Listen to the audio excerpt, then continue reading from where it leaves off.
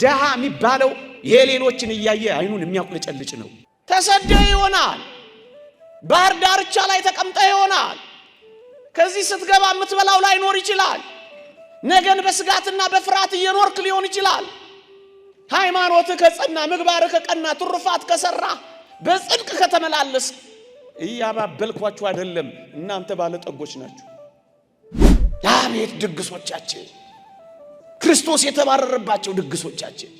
እንዴት ሶፍት የተቀለልበት ምግባችን፣ አጥንት የተጋጠበት ስጦታችን አሁን ለኢየሱስ ክርስቶስ የሚሆን ዝክር ነው።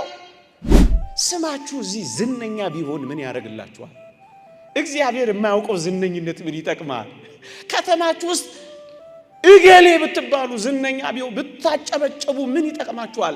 እግዚአብሔር ካለ ፎርብስ መጽሔት ስምህን ቢያወጣው የእግዚአብሔር መዝገብ ላይ ካልተጻፈ ምን ይጠቅማል?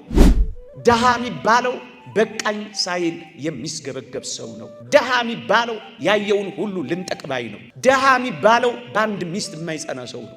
ደሃ የሚባለው የሌሎችን እያየ አይኑን የሚያቁለጨልጭ ነው። ደሃ የሚባለው ያለፈችውንም ያገደመችውንም የሚተነኩስ ሰው ነው። ደሃ የሚባለው ኑሮዬ አይበቃኝም የሚል ነው። ደሃ የሚባለው በዚች ምድር ላይ ብቻውን ለመኖር ሲል ሌሎችን በበሽታ የሚገድል ነው። ደሃ የሚባለው ማይ ነው። ብዙ ፈቃዳት ያሉት ባለጠጋ እስካላችሁኝ ሃይማኖቱ የጸና ምግባሩ የቀና ትሩፋት የሚሰራ በጽድቅ የሚመላለስ እሱ ባለጸጋ ነው። እንግዲህ አይምሮአችንን እናስተካክለው። ምንድነው ክርስቲያን? ምንድነው ወንጌል? ምንድነው ህይወት? ምንድነው ኑሮ? ምንድናት መንግስተ ሰማያት? ምንድነው ክርስትና? ወድቋ ላንሳው። ልብ ያለው ሰው ይሄን ይስራ እስኪ በዚህ ዘመን።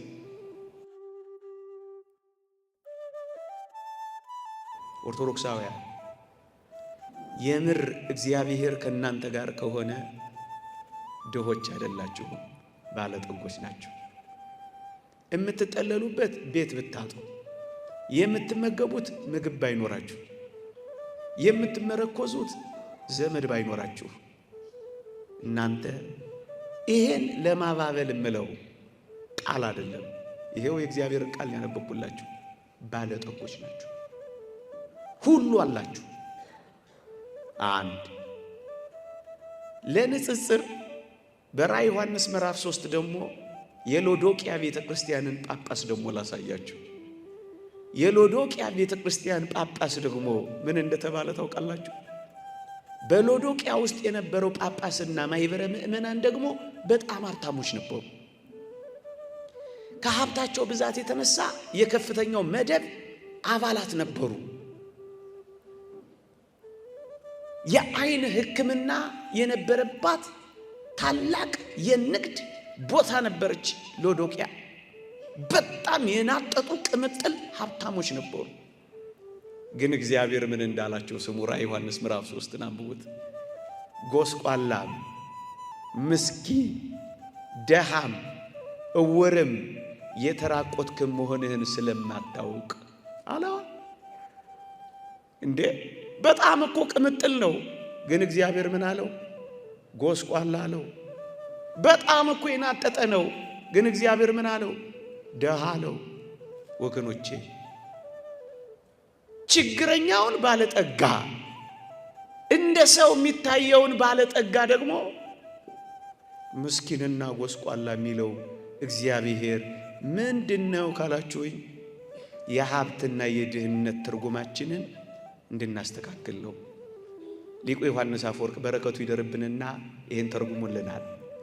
ደሃ የሚባለው ይላል ብዙ ፈቃዳት ያሉት ሰው ነው።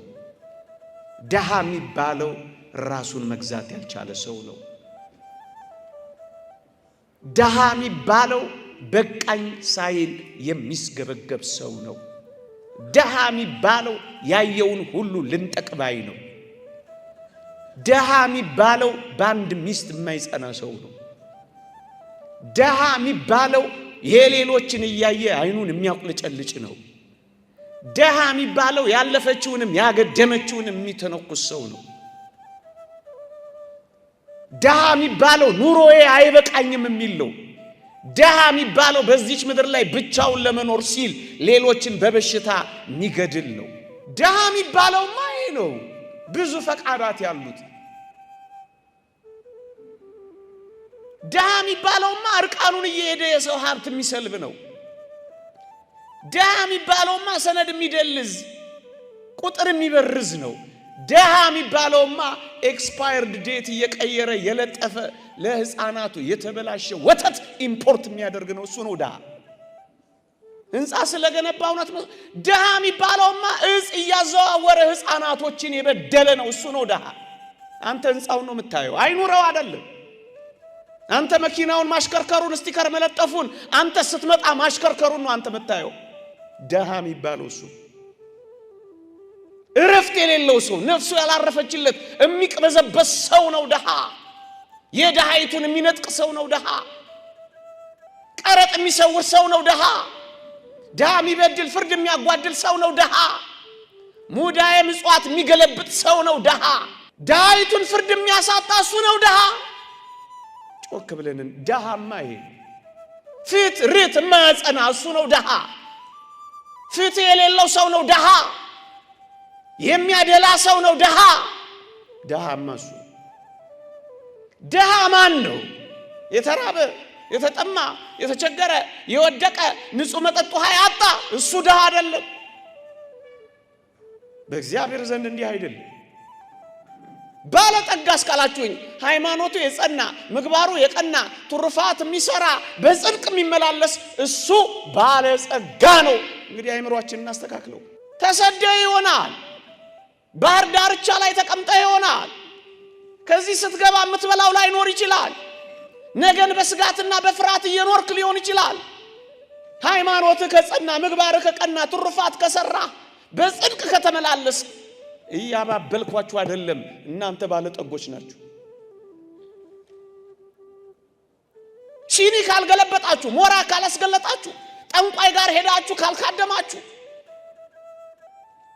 ባያ ሄዳችሁ የሰው ካልሰለባችሁ፣ ሌላ አዳራሽ ገብታችሁ የፋይናንስ ጥርመሳ ተሰልፋችሁ አካውንታችሁን ባንክ ሄዳችሁ ገብቶልኛል እያላችሁ ካልታገሳችሁ፣ ለቪአይፒ ለምናምን በሌ ፋይናንስ ጸሎት አድርግልኝ እያላችሁ የሌለውን እንዳለ አድርጋችሁ እናንተ ደሆች ናችሁ።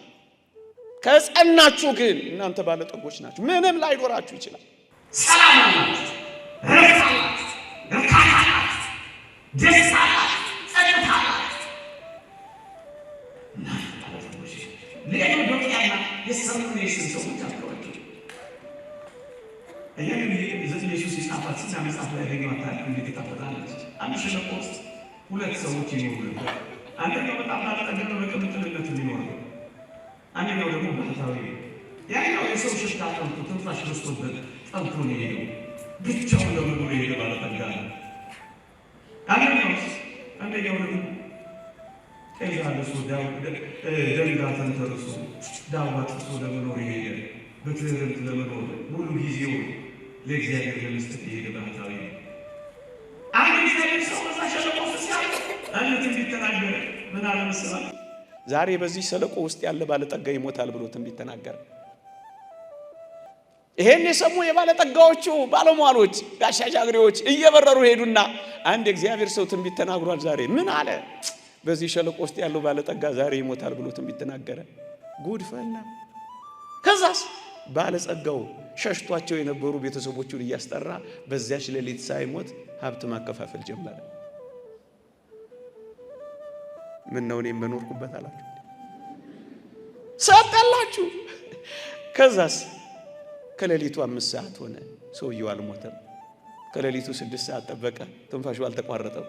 ከሌሊቱ 7 ሰዓት ሆነ፣ አሁንም ሰውየው አለ። ከሌሊቱ 8 ሰዓት ሆነ፣ ኑሮ ቀጥሏል። ሀብቱን በትኖ ጨርሷል። ከሌሊቱ 12 ሰዓት ሊነጋ ሆነ፣ ሰውየው አይኖቹ ፈጠዋል። እንቅልፍ አይኑ አልዞረም። ምን አልሆነም? በዛች ሌሊት አላችሁ የላችሁ? ወደው አይደሉም ለካ የኔታ አላችሁ የላችሁም የሚሉ አልሞተም። ለካ በዛች ሌሊት በዛች ሸለቆ ውስጥ የሞተው ባለጸጋ ማን ነበር? ማን ነበር ያረፈው? ባህታዊው ነበር። እውነተኛ ባለጠግነትና ድህነት ስላልገባን እኮ ነው አንጀታችን አሁን ተስፋ የቆረጠ። ገና አልገባን። አንድ ነገር ጨምሬ ላብቃ። እየሰማችሁኝ ነው? ሊቁ ዮሐንስ አፈወርቅ በረከቱ ይደርብንና እንዲህ ይላል፣ የሰው ልጅ ፍጻሜ ሳታዩ ይላል የሰው ልጅ ፍጻሜ ሳታዩ እድለኛ ወይም መከረኛ ባለጠጋ ወይም ደሃ እንዳትሉ እየሰማችሁ ነው። ፍጻሜው እዚህ ይመስላችኋል? እንኳን ፍጻሜ ጅማሬ የማይሆንም ያለም ለምንድን ነው ፍጻሜው ሳይመጣ ተስፋ የምትቆርጠው ነው እኮ ትልቁ ነጥብ። ፍጻሜውን ሳታዩ ተተኮሰ አቤት እሱ እንዳትባባሉ። ፍጻሜው እዚህ አይደለም። ፍጻሜውን ሳታዩ ባለጠጋ ደሃ የከበረ የተዋረደ እድለኛ መከረኛ እንዳትሉ ፍጻሜውን ይው። ፍጻሜው የት ነው ፍጻሜው? በሰማይ። ይሄንን በአንድ ምርጥ ምሳሌ ያስረድቻችሁ አበቃለሁ። እሱም የአልዓዛርና የነዌ ታሪክ ነው። ታስታውሳላችሁ አይደል? አልዓዛር እጅግ በችግር የኖረ ሰው ነው። ምድር ላይ ምንም ነገር የሌለው ሰው ነው። ላስታውሳችሁ፣ ቅምጥሉን ባለጸጋው ነዌን ብቻ እያየ የኖረ ሰው ነው። ግን መግቦት እግዚአብሔርን ከቶም ቢሆን ተጠራጥሮ አያውቅም። ደግሞ አለው። ልትራቡ ትችላላችሁ፣ ልትጠሙ ትችላላችሁ። በዚህ ዘመን በጣም ልትጨነቁና ልትሳቀቁ ትችላላችሁ። መግቦተ እግዚአብሔርን፣ የእግዚአብሔርን መጋቢነት፣ የእግዚአብሔርን መኖር ሳትጠራጠሩ ከኖራችሁ እናንተ ባለጠጎች ናችሁ። እዩት፣ አልዓዛር አንድ ቀንም ቢሆን አላማረረው። ሁለተኛ፣ አልዓዛር ከድህነቱ ጋር ጽኑ የሆነ ደዌና በሽታ ነበረበት። ምእመናን፣ እኔና እናንተ እኮ ተጉዘን እዚህ የደረስንበት እግራችን አለ። እኔና እናንተ እኮ የምንተነፍስበት እስትንፋሳችን አለ። እኔ በምናገርበት በዚህ ደቂቃ በዚህ ምድር ላይ ትንፋሽ አጥተው ማሽን ተገጥሞላቸው የሚተነፍሱ እኮ ብዙዎች አሉ። እኔና እናንተ ያማረ ልብስ ለብሰን እዚህ ቁጭ ብለናል። ወገኖቼ ከቆስላቸው ጋር አንሶላቸው ተጣብቆ የሚያገላብጣቸው ያጡ እኮ ስንቶች አሉ። እኔና እናንተ እኮ እያኮረፍን ያለነው በመኪና ነው። እግር ሳይኖራቸው መንቀሳቀስ ያልቻሉ እኮ ስንቶች አሉ። እኔና እናንተ እኮ በምንቀይረው ልብስ በማጣታችን ነው ያኮረፍነው። ወገኖቼ ልብሳቸው አልቆ እኮ ዋዕይ የበላቸው አሉ እኮ። እኔና እናንተ እኮ የምንደግመው ምግብ በማጣታችን ነው እያኮረፍን ያለነው። ቤንዚል የሚስቡ እኮ አሉ። እውነት አሰብ ረሃብን የዚችን ምሽት ረሃብ ለማለፍ እኮ ይኸው ጎዳናችንን በነዳጅ ሳቢዎች እኮ ተሞልታለች። ክረምት ተመልከቱ፣ ስንት ወጣቶችና ሕፃናት እንደሚያርፉ ታውቃላችሁ። እነዚህ መንገዶች ሲሰሩ በጣም ደስ የሚሰኙ ሕፃናት በጣም ብዙ ናቸው። ምክንያቱም ሌሊት የሚዘንበውን ዝናብ ቱቦ ውስጥ የሚያሳልፉ እኮ ብዙ ናቸው። እናንተ ቀለም ስላላስቀባችሁ ነው እነሱ እንዴት አድርገው ቀን እንደሚያልፉ የሚሳቀቁ እኮ አሉ። ተው እንጂ ክርስቲያኖች፣ እኛ ምን እንመረራለን? አልዓዛር ጽኑ ደዌ የነበረበት ምን ማድረግ የማይችልበት ቁስሉን እንኳን ማከክ የማይችልበት ጉልበት ያጣ ነበረ። ውሾች ቁስሉን ሲልሱለት ደስ ይለው ነበር ይላል። እሺ ባለጠግነት ደዌነት ብቻ አይደለም፣ ውሻውን ማባረር እስኪያቅት ድረስ አንተ በቁስል አልተመታ። ውሻ የሚያባረርበት አቅም እንኳን እስኪያጣ ድረስ። ተው እንጂ ምእመናን፣ ይሁት ሲልሱለት እንደውም ያገዙት እንደመሰለው አድርጎ ደስ ይለው ነበር። ወገኖቼ እንዲህ አይነት ድህነት ውስጥ ነበር አልዓዛር የነበረው። እዚህ እስጢፋኖስ ሰምታችኋል። የዛሬ ጥቂት ዓመት ሊቀ ትጉሃን ታስታውስ ከሆነ ኤፍኤም ሬዲዮ ላይ አንድ ልብ ሰባሪ ዜና ሰምቼ ነበር። ሴትዮይቱ በገጠሪቱ የኢትዮጵያ ክፍል የምትኖር ኦርቶዶክሳዊት ናት። 3 ልጆች አሏት፣ ግን ታማሚ ናት። ልትጠመቅ እዚህ እስጢፋኖስ አንድ ተጋባዥ አጥማቂ ያጠምቅ ነበር። ያን ሰሞን ልትጠመቅ መጣች። ማን አባከና ይበላት? ቤቷን የታደረገች እስጢፋኖስ አካባቢ ካሉ አንድ ጥግ አደረገች። የብዙ ክርስቲያኖች ቤት ለዚህ ሴት አልተከፈተም። ከዛስ የኔና የናንተም የቤተ ክርስቲያናችን አጸድ በር ይዘጋል፣ መጠለያዎችም ማደር አይቻልም። እቺ ሴት ጥቂት ቀናት ቆየች እዛ። በመጨረሻ ላይ ግን በሬዲዮ ነው የሰማሁት፣ ኤፍኤም ሬዲዮ ላይ አንድ ልጇን እዛ አካባቢ ካለው ወንዝ የወጣ ጅብ በላባት። አሁን ግን ብዙ ክርስቲያኖች አሉ ሸረሪት የሚያደራበት ሰርቪስ ቤት ያላቸው። አሁን አለን እየኖርን ነው ክርስትናን አለን እኛ አለን እንጃ። አንዳንዴ ወንጌል የት አለች የት ነው የምትኖረው እስክትባል ድረስ እንደዚህ የሚሆኑ ሰዎች እኮ አሉ። አልዓዛርን ደግሞ ተመልከቱት። የሚያየው ደግሞ ባለጠጋውን ብቻ ነበር። ከሱ የሚያንሰውን የማየት እድል አልነበረም። የባለጠጋው ደጅ ላይ ነበር የወደቀው። እኔና እናንተ እኮ በጣም የሚያንሱ ሰዎች እያየን እኮ ነው አሁን። የሚያንሱ እንደውም የዓለም እርከንና ደረጃ ሁሉ ያወጣል። ድሃ ከዛስ የድሃ ድሃ ሁሉ ይላል እንጂ ደግሞ ሰሞኑን ሌላ ስም ሳይሰጠን አይቀርም። አልዓዛር የድሃ ድሃ የሚያይበት እድል እንኳን አልነበረው። ጠቅጥቀናቸው የገባናቸው ስንት ድሆች አሉ እንጃ። በየህሙማን በየጸበል ቤቱ እንጃ ይነግሩኛል። አንዳንድ እህቶች እኮ እንሰማለን እኮ ምግብ ከበላው 3 ቀን የሆነኝ ብለው ደጅ ይወደቁ። ማን ያያቸዋል? የምግብ ማዕከላት ነው የመመገቢያ ማዕከላት እንኳን የሉንም እኮ እኛ። እንደው ይቅርታ አድርጉልኝ። ምን አለ አንዳንድ ጠንካራ ማህበራት ሰብሰብ ብለው የምግብ ማዕከላት የምገባ ማዕከላት የሉንም እኮ። እንደ ነገሩ ነው የሚበላው። ካገኘ አገኘ፣ ካላገኘ እንጃ። ይሄ ነገ ምን እንደሚሆን አስቡት። ብዙ ድሃ ደግሞ እየቀፈቀፍን ነው አሁን። ይቅርታ አድርጉልኝ። ብዙ ድሃ እያመረጥን ነው አሁን። ባልተረጋጋ ህይወት ውስጥ ብዙ ድሃ ማፍራት ደግሞ አይከብድም። ብዙ ኑሮ መፈናቀል አይከብድም። ጦርነት ደግሞ የሚያፈናቅለው ድሃን ደግሞ ብዛት ተመልከቱ። ስራ የሚያስፈታውን ተመልከቱ። በዚህ ጊዜ ይልቁንም ኦርቶዶክሳውያን የምገባ ማዕከላት፣ የአልባሳት ማዕከላት፣ የማጽናኛ ማዕከላት፣ ከሱስ ማገገሚያ ማዕከላት አያስፈልጉንም። የመዘምራን ማህበራት እንዴት ሰማይ እንደወሰዳችሁን እንጃ። ቀደም እንዴት አምሮባል። ግን የዝማሬ ምገባ ማዕከላት ብቻ አይደለም። 3 ቀኔ ነው የሚሉ ሰዎችን የሚያስተነፍሱ የምገባ ማዕከላት ያስፈልጉናል። ድግሶቻችንን ተመልከቷቸው። አቤት ድግሶቻችን! ክርስቶስ የተባረረባቸው ድግሶቻችን! እንዴት ሶፍት የተቀለልንበት ምግባችን፣ አጥንት የተጋጠበት ስጦታችን አሁን ለኢየሱስ ክርስቶስ የሚሆን ዝክር ነው። አሁን ለአባ ሲኖዳ የሚሆን ዝክር ነው። እንጃ በዘበኛ ያባረርነው ክርስቶስ አይታያችሁ? ፀሐይ ላይ ያስቀመጥነው ጌታ አይታያችሁ? እውነት ነው። ስሜታዊ ሆኜ አይደለም እላችሁ። ከወንጌል በተቃራኒ እየኖርን አይታያችሁ? የታል ክርስቶስ? ደጅ ወድቋል። ቁራሽ ዳቦ አጥቶ ወድቋል። የኛ ዴዘርት የዲዘርት የ80 ሺህ ብር ኬክ አትብሉ ማለት እኮ አይደለም። እንኳን ዲዘርት መበላት ከተቻለ ይበላ። እኔ ምን አገባኝ? ስታርተራችን የ80 ሺህ ብር፣ ምግባችን የ200 ሺህ ብር፣ ዲዘርታችን የስንት ሺህ ብር ይበላ። ግን ደግ እየተሰራ ግፍ ሳይሰራ ክርስቶስ ቁራሽ ዳቦ አጥቶ ከወደቀ ያንተ ምንድነው?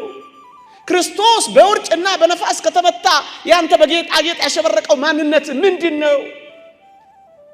ክርስቶስ ውሃ አጥቶ ከወደቀ ለክርስቶስ ስጋና ደም ማቅረቢያ የሐር ጨርቅህ፣ የወርቅ ጽዋ፣ የእርፍ መስቀልህ ወርቅ ምንድነው? ዮሐንስ አፈወርቅ ነው የሚገስጽ።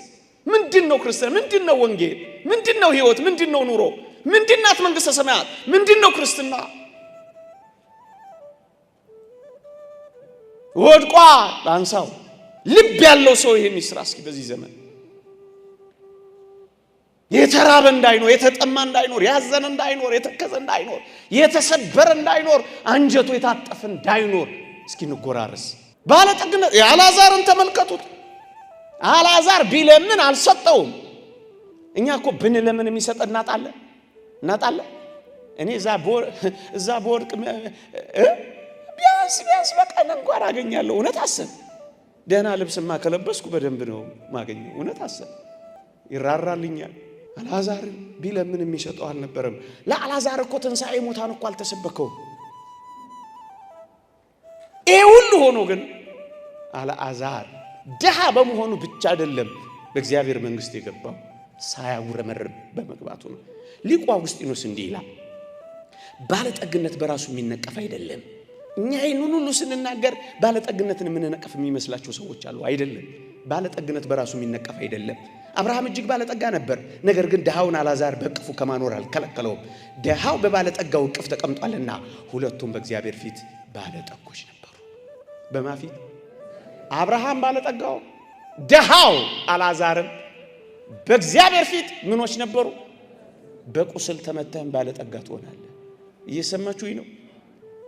ምንም ነገር ባይኖርህም ምትለምን እንኳን ብትሆንም ምን ትሆናለህ? ይሄው ባለጠጋ ሆነ። ቤት የለውም፣ የአብርሃም እቅፍ ቤት ሆነው በውሾች ከመከበር ወደ መላእክት እቅፍ የደረሰው ይሄ አልዓዛር ምንኛ ባለጠጋ ነው።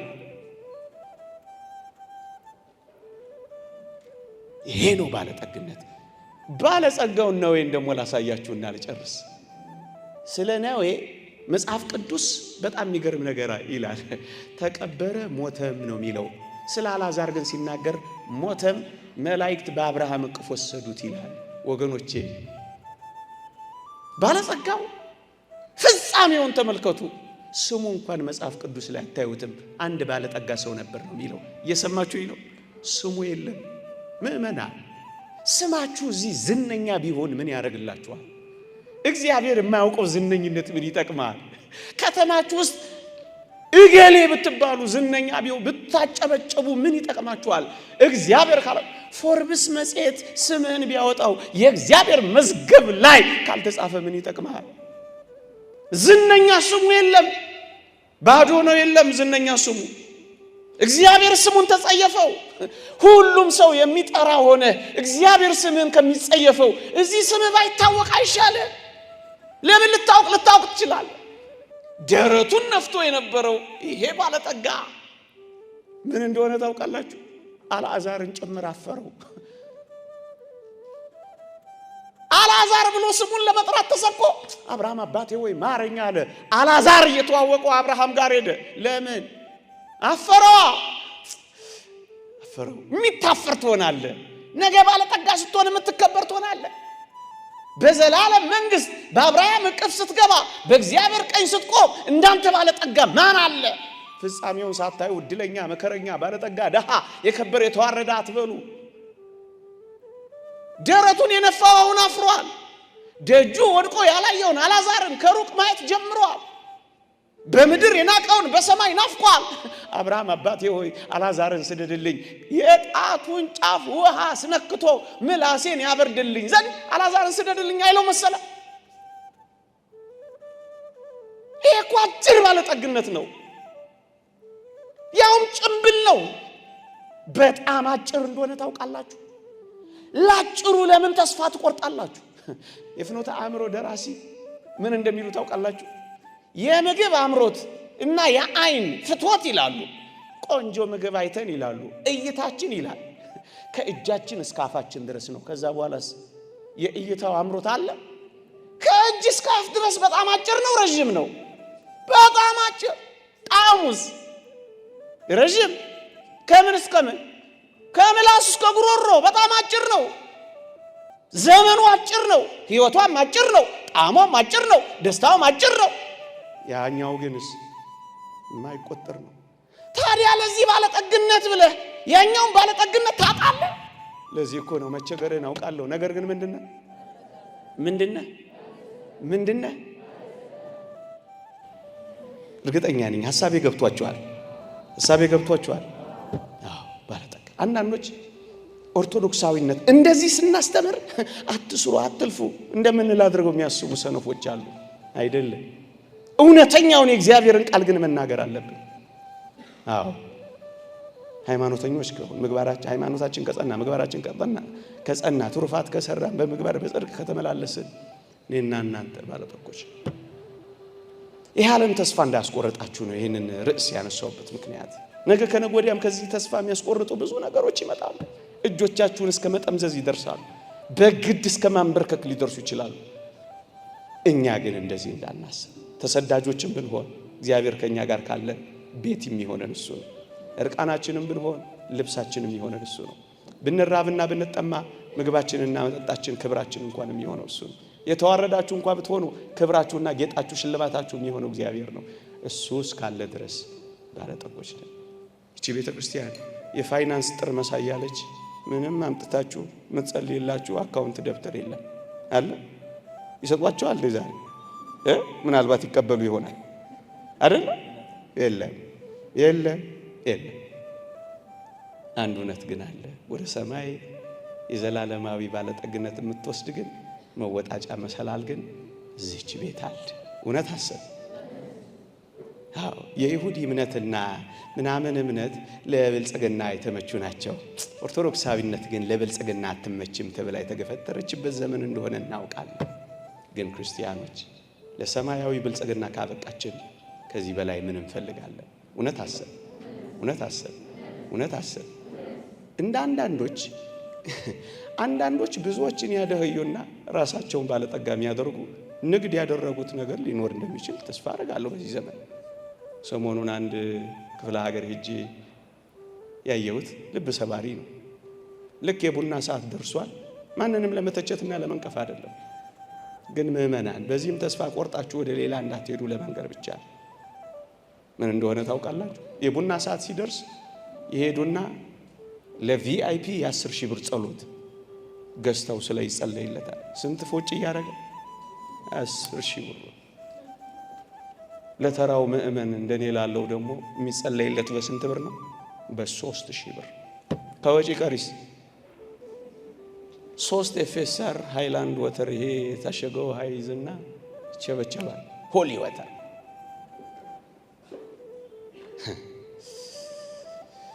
ልብ ይሰብራል፣ ያሳምማል። ድሆች ገበሬዎች ከአፈር ጋር የታገሉ በጠራራ ፀሐይ ገንዘብ ይነጠቃሉ፣ ድሃ ይሆናሉ። አንድ ሰው ይከብራል፣ ብዙዎች ግን ይሰበራሉ። ይሄ ብልጽግና እግዚአብሔር እረኛዬ ነው የሚለው ይሰረዝና አይታችኋል አይደል? ጎስፔል ፎር ፕሮስፔሪቲ የብልጽግና ወንጌል ገንዘብ፣ ብር እረኛዬ ነው። መዝሙር ቀይረው። እናንተ እንደዚህ ነው መሆን የምትፈልጉ? መቸገራችሁ ይታወቃል። ያውቀዋል አያውቅም? ግን ምንድናችሁ?